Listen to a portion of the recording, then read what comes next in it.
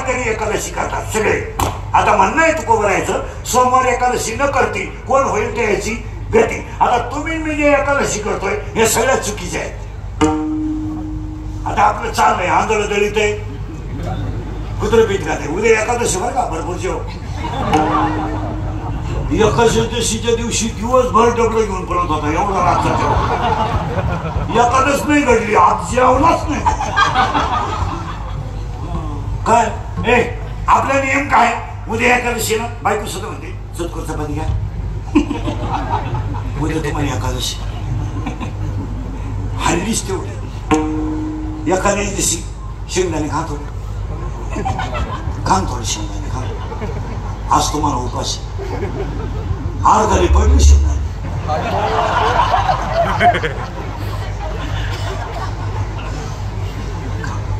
आणि द्वादशीच्या दिवशी 2-3 भजे घ्या ना का काल तुम्हाला एकादशी. एकादशीला ते पौर्णिमेपर्यंत बाथरूमचा दरवाजा एकादशीचा नियम आहे का. सुंदर कथा सांगणार मी तुम्हाला. एकादशीचा असं आहे दशमीला संध्याकाळी जेवावं. दशमीला एकादशीला निर्जला असावं. निर्जला म्हणजे काहीच खाऊ नये. आणि द्वादशीला सूर्य उदयापूर्वी पारण सोडावे. एकादशी पर्यंत किती दिवसात झालं 3. दशमीला संध्याकाळ एकादश पटापट बोला ना पूर्ण. आणि उपवास कधी सोडायचा द्वादशीला सकाळी. अंबरीश राजाने 1 वर्ष हे व्रत क्लिअर केल्यानंतर त्या व्रताची सांगता कार्तिक महिन्यात करायची. याच्यात अन्नदान केलं. ऋषी आले पण ऋषी येण्याच्या अगोदर याने मुहूर्त टळू नये म्हणून पाण्याचा थेंब घेतला. ऋषीने त्याला शाप दिला. ऋषीने त्याला केसामधून आसनं काढलं त्याच्या मागे लावलं. भक्तावर आलेल्या संकटाला त्याला शाप दिला होता तुला 10 जन्म अवतार भोगावे लागतील. हे भक्ताला दिलेला अवतार भक्ताला दिलेला शाप देवाला सहन झाला नाही. देवाने ते सुदर्शन चक्र त्याच्या पुढे फिरवलं आणि 10 अवतार देवाने घेतले. कुणासाठी भक्तासाठी. आता ते 10च्या 10 ऐकायचे. अवतार घेतलेत किती 10. कुणासाठी भक्तासाठी. भक्तावर आलं संकट त्याला मिळाला होता शाप. भक्ताला शापातून मुक्त करण्यासाठी देवाने अवतार किती घेतले 10. पहिला अवतार मत्स्य घेतला. कधी ब्रह्मदेव झोपेत असताना ब्रह्मदेवाच्या मुखातून वेद चोरीला नेले. ते वेद मत्स्य रूपाने ऐकून आनंद दिले. तो पहिला अवतार मत्स्य झाला. दुसऱ्या भागामध्ये समुद्र मंथन झालं. रवी खाली जायला लागली. ती जाऊ नये म्हणून देवाने दुसरा अवतार कासवाचा घेतला. त्याचं नाव कच्छ झालं. आणि पुन्हा पृथ्वी रसातलाला जाऊ नये म्हणून त्यातून एक प्राणी निघाला.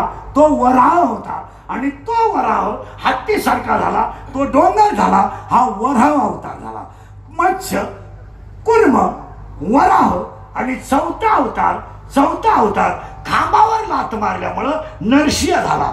5वा अवतार बळीला त्रिपाद भूमी दान करण्यासाठी वामन अवतार झाला. 6वा अवतार पृथ्वी निक्षत्रिय पांडव होण्यासाठी परशुराम झाला. 7वा अवतार वडिलांचं व्रत टिकवण्यासाठी रामाचा झाला. 8वा अवतार जगाला संपवण्यासाठी राक्षसांना कृष्णाचा झाला. 9वा अवतार बौद्ध झाला आणि तो बौद्ध अवतार दुसऱ्या देशात झाला. पण नामदेव महाराजांच्या अभंगानुसार बौद्ध अवतार हा पांडुरंगाचा आहे आणि कल्की अवतार पुढे होणार आहे. भक्ता कारणे येणे घेतली सियाळी.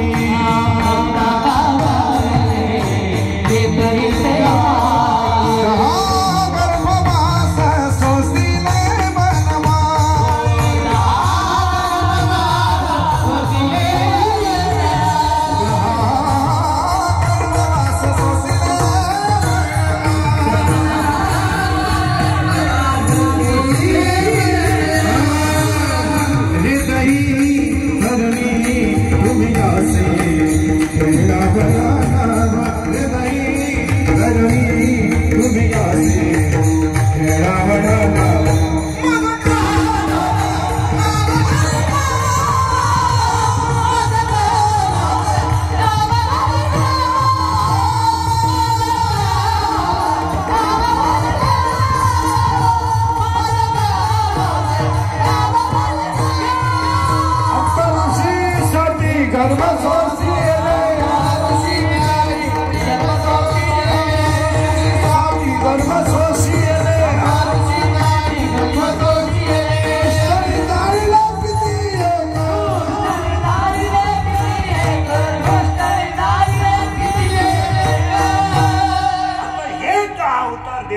झाले झाले झाले कोणासाठी?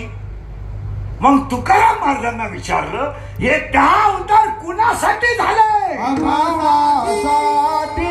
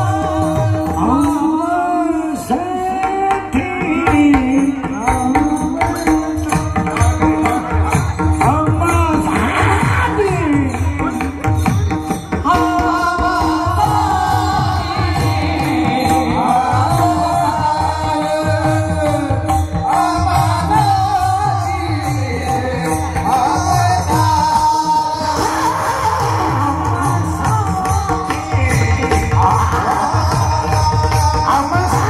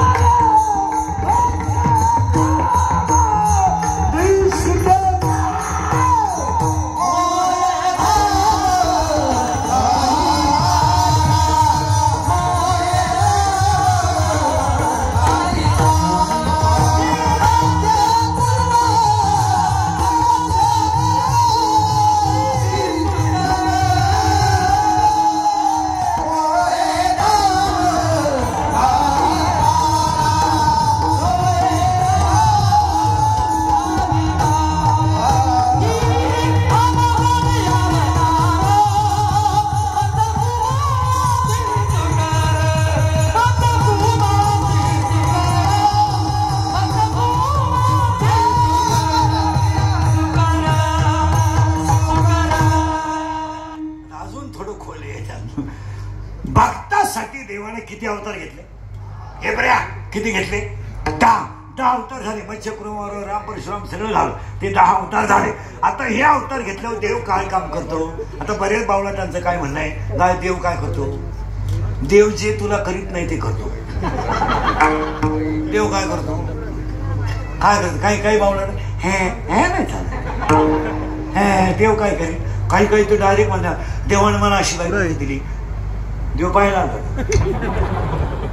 देव तुमच्या कर्माची फळं तुम्हाला योग्य देतो. तुम्ही बाह्य रंगाच्या नादी लागा, तुम्ही बाह्य व्हाल. तुम्ही अंतरंगाच्या नादी लागा, अंतर व्हाल. देवावर काय करायला लागतं त्याचं उत्तर आहे का? गायचं वासरू मेलं वासरू. गाय दूध देत नाही. मालका काय द्या, वासरू फाडा, त्याच्यात भुसा भरा, गाय पडू उभं करा. गाई दणादण दूध देणार. पण बसलेल्या कोणत्याही माणसाला आपलं चॅलेंज आहे. हा प्रयोग तुम्ही गावरान गायला करा. होईल एका लाटात गडी घरातून तांब्या. हा प्रयोग फक्त एकाच आवला दिला चालतो.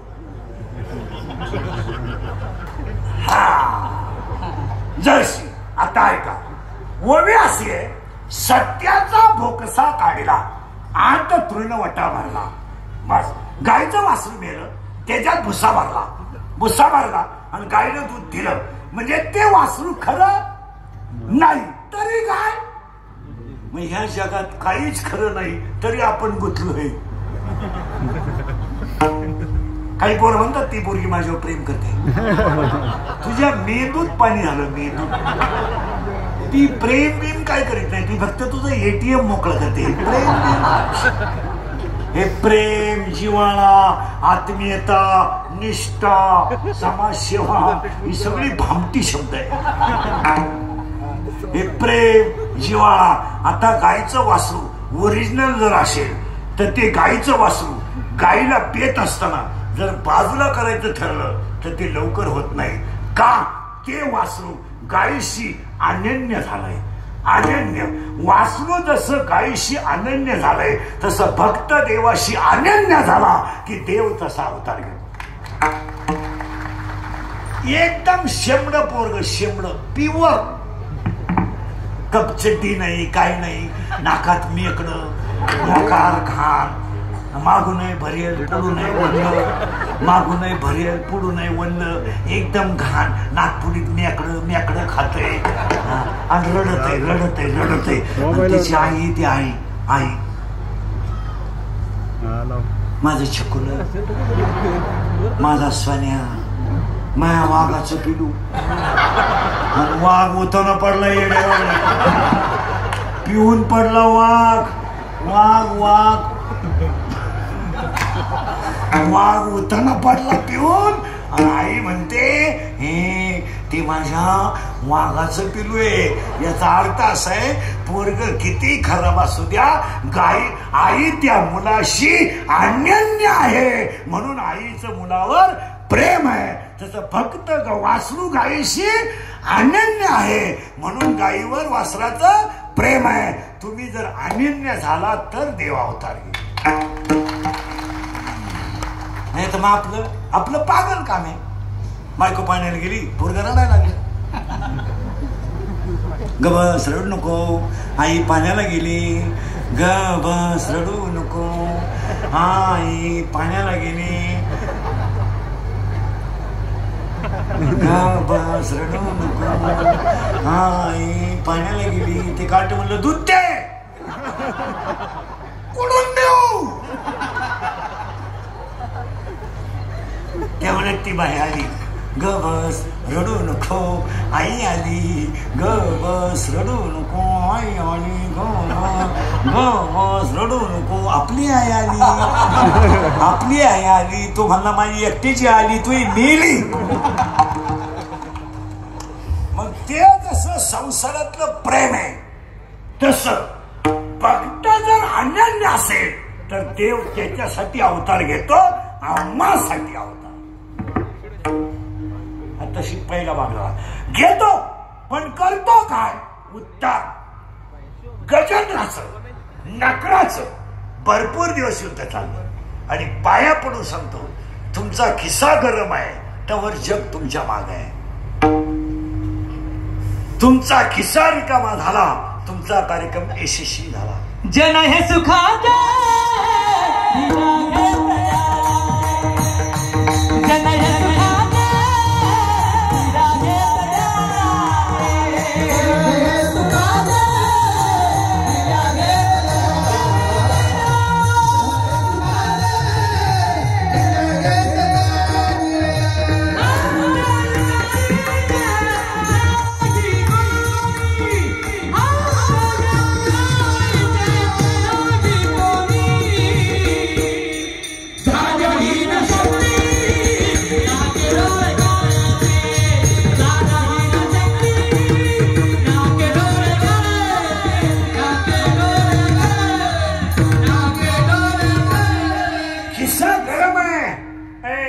त्यावर माल आहे.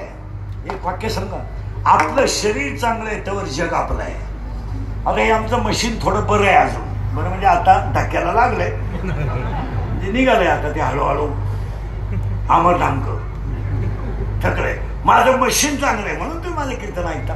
उद्या माझे 2-4 दात पडले, तुम्ही तारीख घेऊ शकत नाही. तुम्ही म्हणाल हवा जायला लागली, ते उरफाट बोलायला लागलं, बरं बाबा. आपले डोळे गेले टीव्ही चालू झाला, काय म्हणतात, आपले गुडघे गेले दिंडी निघाली, गप रात गई बात गई. भुईमुगाच्या शेंगात दाण आहे त्यावर त्याचा मुक्काम पोत्यात आहे. गजेंद्राचं आणि नकराचं युद्ध चाललं इथे. आपण जोपर्यंत गजेंद्रात ताकद होती, तोपर्यंत अख्खी माग त्याच्या माग होती.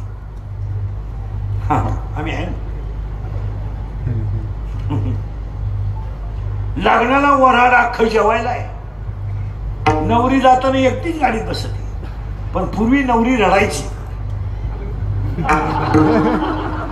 पूर्वी नवरी नवरदेवाच्या घरी जाताना रडायची, आता रडत नाही. सगळे हप्ते पेड करा तर मी दुसरा हप्ता घेऊन येते. प्रेम नाही येते, त्याचं उत्तर आहे का परत नाही. माणसं गोळा व्हायची, युद्ध चाललंय, पण युद्ध 1000 वर्ष चाललंय. कुणाचं युद्ध? गजेंद्रचं आणि नकराचं युद्ध आहे. आज तुमचं माझं युद्ध आहे. आपले 6 युद्ध चालू आहेत. हा वेगळा म्हणतोय, हा वेगळा म्हणतोय, हा वेगळाच म्हणतोय, ही वेगळंच म्हणते. हा तर लय खतरनाक, सगळ्यात डेंजर गडी हा. किती बारीक फटीतून काय पाहिजे सांगता येत नाही. आणि याचं एक वैशिष्ट्य आहे, याला जर एखादी गोष्ट पाहिली आणि याला जर आवडली तो एवढ्याला कामाला येतो. आणि ही सगळी हलकट याचं ऐकत्या. म्हणून कधी ध्यानात ठेवायचं, किती खानदान दारुडे असू द्या, डोळे उघडे ठेवून दारू पिऊ शकत नाही. किती दिवस प्रॅक्टिस करा, दारू पेताना डोळे झाकावेच लागतात. का? हा पठ्ठ्या नालायक गोष्ट म्हणून तर दारूच्या दुकानातून येताना असा येत असतो बा.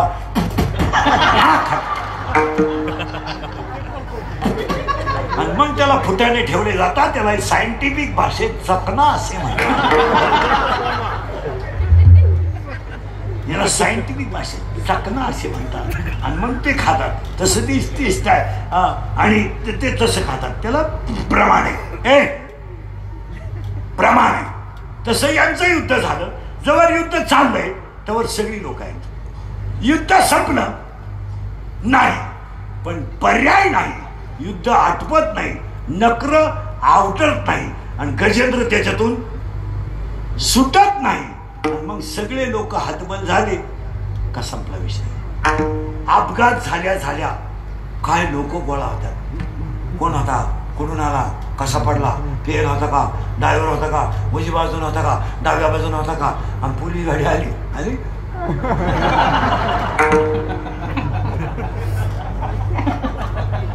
पोलीस गाडी आली त्याला का झालं, करीन तो भरीन. आपल्याला कोणी हे लफडे करायला सांगितले, आणि अख्खी माहिती तोच काढितो. संकट आलं का जमत नाही. वा काही माणसं म्हणतात वाघ माणसं खातो का. समोर जर आला ना घ म्हणतच नाही माणूस.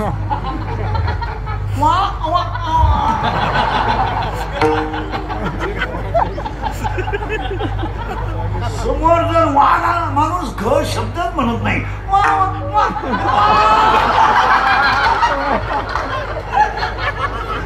इकडे चालू इकडे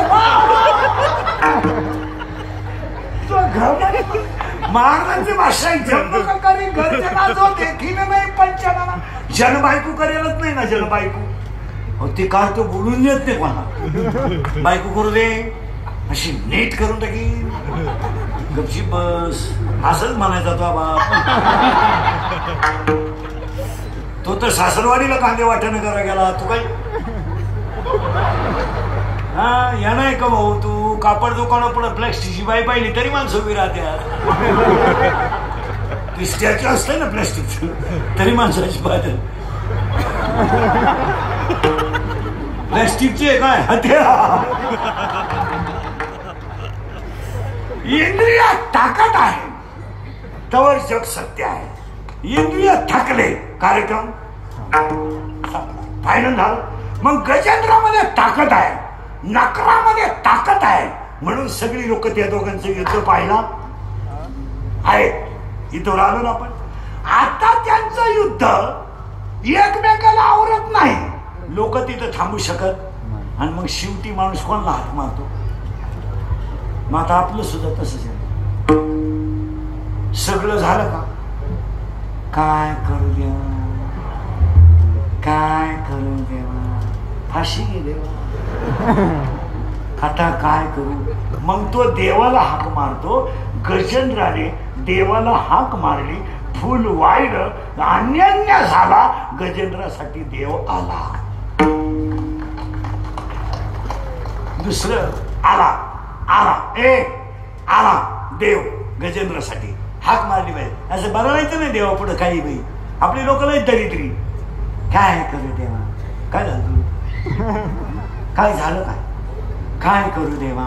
पोरीचं लगीन जुळणं, जावई मिळणं, भाकर गिळणं, मग भात काय काय काय लोक ते इतके बावळाटे. काय करू देवा, 5 वर्ष लग्न झाले.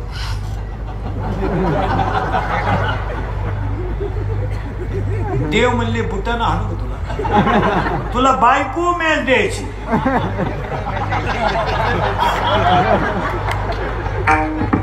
मी एक काय उक्त घेतलंय. गजेंद्राचं आणि नकराचं युद्ध जोपर्यंत ताकद होती तोपर्यंत लोकांनी पाहिलं. ताकद संपलो गजेंद्राला देवाला हाक मारायची वेळ. कनवाळू कृपाळू भक्ताला मोही, भक्ताला मोही. ऐका, देव येतो 3 कामाला, संत येतात 5 कामाला. आपण येतो एकाच कामाला, येणे, संसार करणे, मरणे. पुनरपी जननम पुनरपी मरणम. यायचं मरायचं. संसार करणे पराक्रम नाही. हॅलो, मला मुलगा झाला, काही मिरवणूक करायची का? आतापर्यंत कोणाला जमलंच नव्हतं का? तू एकटाच न रे का खेळा. तुझी गिरणीत लोक श्रमण करायचे, खिंड बिंडला लावली का काय? हॅलो, मला मुलगा झाला. अरे पागला, तुला एकच झाला एका वेळेस. बाकी प्राण्यांचा अभ्यास कर, 5 होतात रंग बदलून. आणि तुला एकच झालं तर पोरग पालत पडायला लागलं का टेटसला, पोर उताना पडायला लागलं का टेटसला, पोर दात वाचवायला लागलं का टेटसला. अरे पोरग तुला हाणताना टेटसला ठेवे. अरे बावळ्या, लिंबाच्या झाडाचे सगळे अवयव कडूच आहेत. मिरचीचा सगळा भाग तिखटच आहे. कारल्याचा सगळा भाग कडूच आहे. आणि साखरेचे सगळे कण गोडच आहे. संसार कसाही केला तर दुःखच आहे. सुख नाही मध्ये आली या संसारात.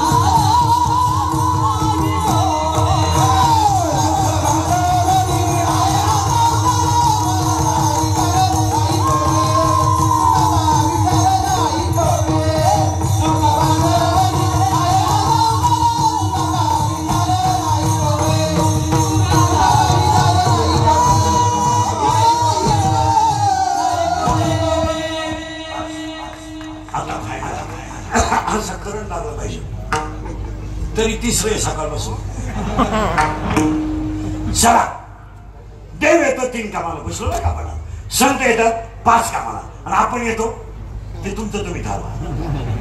आता 2 वाक्य परत. देव 2 रूपात येतो, एक सगुण, एक निर्गुण. मग ऐकणाऱ्यांची शंका आहे, निर्गुण परमात्मा सगुण का होतो? एक, निर्गुण परमात्मा सगुण का होतो? आणि दुसरं कारण, राम जन्म, कृष्ण जन्म, हनुमान जन्म यांच्या जयंत्या ते गेल्यानंतरही का करायचा? रामाचा अवतार संपल्यानंतर रामनवमी का करायची? कृष्णाचा अवतार संपल्यानंतरही कृष्ण जयंती? त्याचं उत्तर भागवत ग्रंथाचं असं म्हणणं आहे, जर भगवंताचा जन्म आणि गुण गायले तर त्या व्यक्तीला पापापासून मुक्ती मिळते, असं भागवताचं म्हणणं आहे.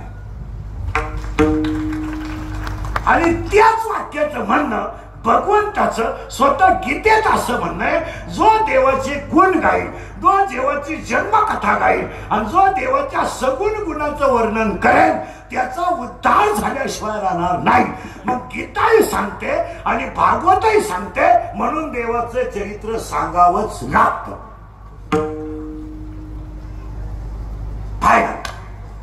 आता दुसरं आजच्या अभंगाचं असं म्हणणं आहे, तुकाराम महाराजांचं म्हणणं असं आहे, देवाने अवतार घेतलाय पण तो आमच्यासाठी घेतलाय. शब्द नीट आहे का? अवतार, अवतार आमच्यासाठी घेतलाय. आता याची कारण आहे का? यावं लागतं देवाला.